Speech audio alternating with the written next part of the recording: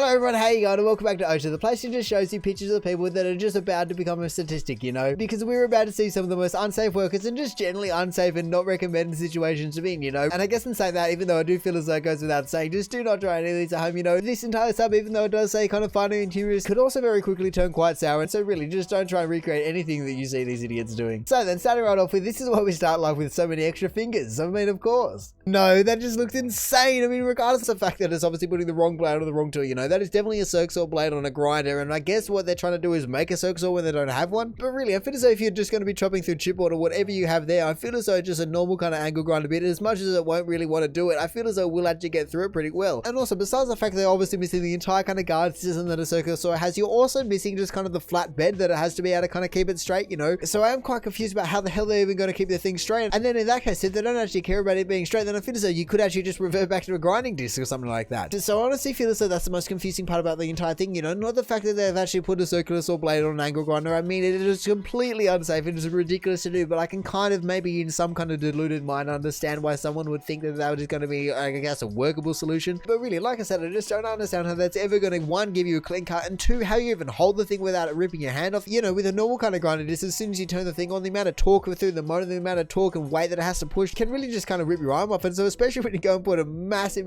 blade on like this, you're just going to not be able to hold it, let alone the fact that the teeth are literally sitting right next to where your hand should be. So yeah, I don't know what that chocolate wood behind it is. Maybe that is actually kind of the leveling device somehow. But really, either way, that is just an absolutely ridiculous kind of contraption that someone's made. And man, I guess that life motto just must be the title of this post, because there is no way that anyone is walking out of there with all their fingers, let alone even just all their extremities in general. Just a little aircon unit maintenance work. Oh no, we've got a series of images. What is going to be happening? Okay, let's start at the start. I did get a little bit ahead of myself, but here we go. So obviously we can see that there's an aircon unit here, but I don't really understand what the hell they're otherwise doing. You know, they're kind of putting in wall anchors, or what is kind of that hole there right there? But anyway, let's have a look at what else they've got. Okay, so they've got, I can only imagine that is some kind of a come along, or maybe even just like a chain block. And hey, I guess most people won't know what that is, but really that is just definitely not kind of a safety device. So you're just going to go absolutely splat onto solid chains, where if it was an actual kind of safety device, then it would actually have a little bit of spring to it, if nothing else. But here we go. So he's kind of got the aircon. What else is going to happen? Oh, I thought he was actually going to be clipped in. Whoa. But no, they're using the chain block or whatever it is to kind of pull it around the corner. No worries, mate. Yeah, just 1 foot there, 1 foot there, and that dodgy bracket. Who cares? Oh, and of course you just casually sit down there, you know, whether you're enjoying your lunch or just kind of hang out with a view, or even just kind of admiring the bracket work that you've just done. Either way, you just really want to just sit there. Just, I can only imagine what, 1, 2, 3, 4, I don't know, like 7 stories up or something ridiculous. Jeez, people like this are just absolutely insane. I mean, I guess at least they didn't try and handball this aircon unit around, and they did actually use a chain block to get around, because there is no way that anyone would actually be able to kind of pick that up and just manhandle around a corner like that, especially not 7 stories up. And so in saying that, at least they've actually thought about it in that regard. You know, they didn't actually want to drop the aircon unit where they were just going to be for maintenance, or even just kind of for a scrap metal yard. At least they actually kind of just safely getting around the corner. I mean, I guess I wouldn't exactly call it safely, but it's definitely safer than it could have been, considering the fact that they're not clipped onto anything. My goodness, it is actually only just hit me the fact that he's using an angle grinder just to kind of cut the supports or whatever it may be, just to kind of get it out. And then that just even makes this photo 10 times worse, because he is sitting on something that he's already previously angle ground. Honestly, hasn't this guy ever seen a cartoon before where the character just kind of saws off the tree branch that they're sitting on? Because it feels like this is just a steel and angle version of that. I mean, I would like to know where this hole is. Was it an anchor that actually got ripped out of the wall, so then they had to kind of revert to this one? And also, why couldn't he use this little one to attach onto, or was this one actually just ripped out of the wall of a previous occasion? Either way, I just want to know all the different little details about this. But if someone would have made the decision to actually do this, whether it was actually them or someone above them, you know, either way, the fact that this guy is literally in this position with his legs split, and then also in this position just dangling these feet over a 7-story drop without any kind of safety or just anything at all, it's just ridiculous. And I just cannot believe that these things kind of even happen worldwide, and just how anyone even has the balls to do it in the first place. So really, for wasn't so ludicrous and I guess just downright dangerous, so it actually kind of be a commendable thing that these guys are actually kind of get out there and just have absolutely just going out of steel. Time for some retraining. Oh my goodness, what am I looking at? Or I guess I can't even watch it anymore. That is just exactly against every little... Oh my goodness, he actually fell off. Well, hopefully that guy was alright. I have no idea what was actually in those bags. I can only imagine it's going to be, I don't know, maybe flour or cement mix or something like that, because they look as though it's those kind of bags. But no, I don't think I've ever seen a post that just so clearly represents exactly what I said at the beginning. You know, just do not attempt any of these things. These are just idiots at work. But yeah, I definitely have to agree with the title here. You know, there was definitely either a lack of training or a lack of experience, or even just kind of a lack of forethought about the entire situation. Or who knows, maybe it's just one of those situations where there's just too much experience involved. You know, these guys have been doing it forever, and maybe not doing this exactly, but you know, just driving around with a forklift, having a little bit of fun every now and again, and nothing's going wrong yet, so that clearly means that nothing can ever go wrong. I think the biggest question I have about this entire situation is just whether or not this guy actually agreed to be cling wrapped to the pallet, or maybe he was actually just minding running his own business, maybe he was leaning on it for whatever reason, and then all of a sudden someone just whips around him with clear wrap and just kind of completely, I guess in essence, just kind of tapes into the rest of the pallet. But geez, he's like, even though, like I said, I have no idea what is actually strapped to that pallet, I feel as though it certainly could have gone way worse,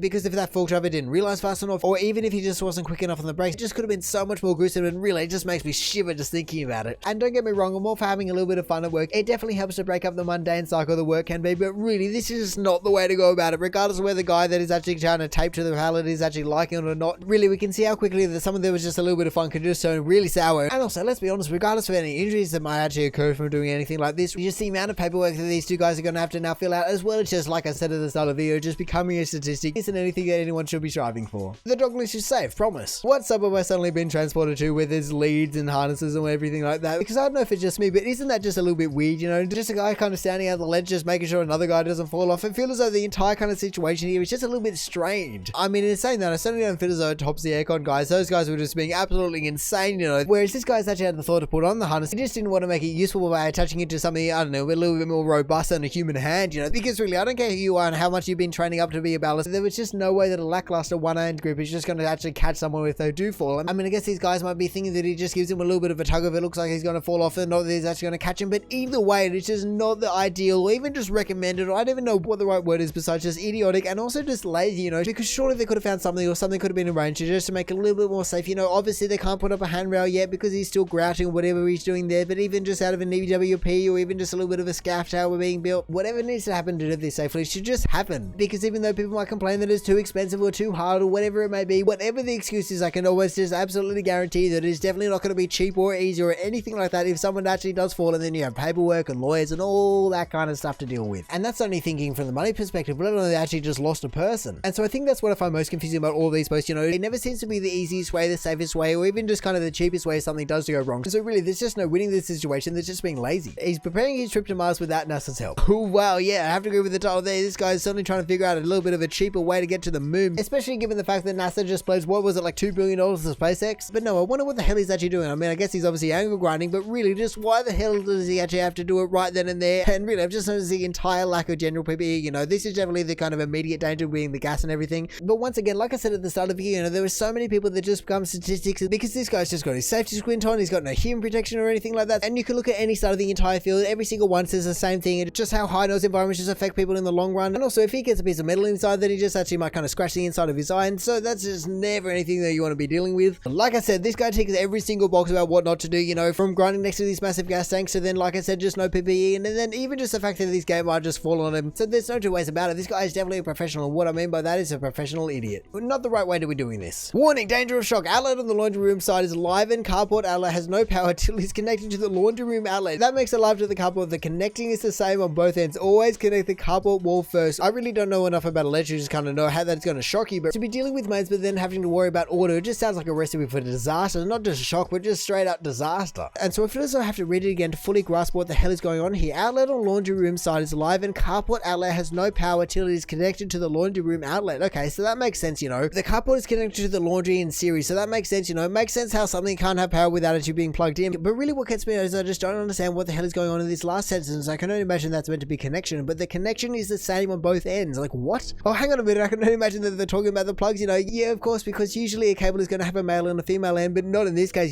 These people just want to be able to plug one in and then plug the other one in and just kind of go for gold. Which most certainly means that they also made that cable exactly for this situation. So I guess just once again, it comes down to the fact that people are just being a little bit cheap and a little bit lazy, The right type of socket for this application does exist, You might have seen it on a caravan or something like that, and so in doing so, it just allows you to connect a standard extension cord, and really that's even without taking into consideration the fact that you could actually just run that lead in the wall and then you'd be completely fine. And so even though I am still confused about how someone would get a shock from this, really electricity is just a dangerous thing, and so I just try to stay as far away as possible for these exact kind of reasons. Ken and Barbie are going to look a lot less nice when they land on their faces. Oh no, who decided this is actually going to be a good idea? I mean, it's kind of an interesting way to kind of get some wedding photos or whatnot, but I'm just failing to see whether there's any reason why they need to be lifted up in the first place, because even though it looks as though they might be kind of bolted down here so it can't go anywhere, really there's no headboard and there's also no kind of hand railing or I don't even know what else. They're not tethered, nothing, just no safety on this thing. And so yeah, I just have to agree with the title because 9 times out of 10 this is going to go absolutely horribly. These people are going to fall out, and really on your wedding days, that's something you really want, because people are always chasing the perfect wedding, just no hiccups or anything. But really I feel as though if you fall 3 minutes onto your neck, it certainly is going to ruin the perfect day. And also, let's be honest, it's their wedding day, they're going to be completely locked together, so if one of them starts going, they're both gone. But I feel as though what I'm I'm struggling with the most. It's just the fact that I don't see any reason why this should actually be a thing, you know. Like I said, I don't understand why the box needs to be lifted up in the first place, but also why would anyone even want this?